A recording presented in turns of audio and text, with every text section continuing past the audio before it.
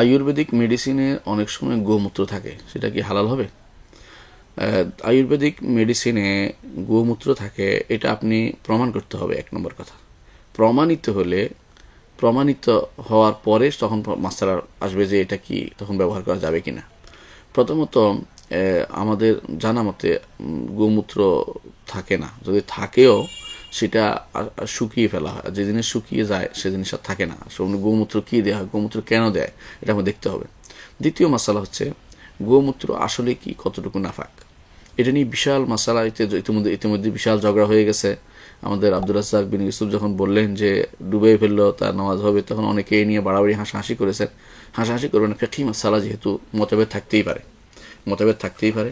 হানাফি মাযহাব মতে গোমূত্র নাফাক, অন্যান্য মাযহাবের মতে নাফাক নয়। কারণ এটা রাসূলুল্লাহ সাল্লাল্লাহু আলাইহি ওয়াসাল্লাম তিনি উটের পেশাব, উটের দুধ খাইতে বলেছেন এদেরকে, যারা অসুস্থ হয়ে পড়ছিল। সেই থেকে আলেমরা ইস্তেনতাজ করেছেন এটা, যে যেগুলোর গোশত খাওয়া যায়, যে সমস্ত প্রাণীর গোশত খাওয়া হালাল,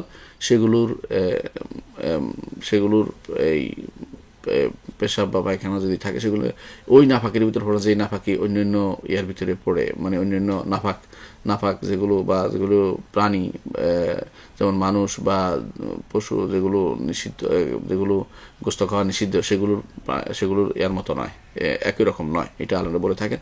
তো সেই হিসাবেও যেহেতু আপনি দেখছেন যে এখানে একটা মতভেদ আছে, সেহেতু কেউ যদি কোনো আয়ুর্বেদ মেডিসিনে গোমূত্র ব্যবহারও করে থাকে, প্রথমত ব্যবহার করার কথা আমাদের জানা নেই, যদি ব্যবহার করে থাকে আপনি মেডিসিন হিসেবে সেটা খেতে পারবেন, কারণ এটা হারামের অন্তর্ভুক্ত, সরাসরি বলা যাবে না, এটা ইখতিলাফ আছে, মতভেদ যেহেতু আছে, সেখানে কেউ যদি হারাম হিসেবে, কেউ যদি মনে করে যে মাযহাবের এটা হারাম, তো সে খাবে না।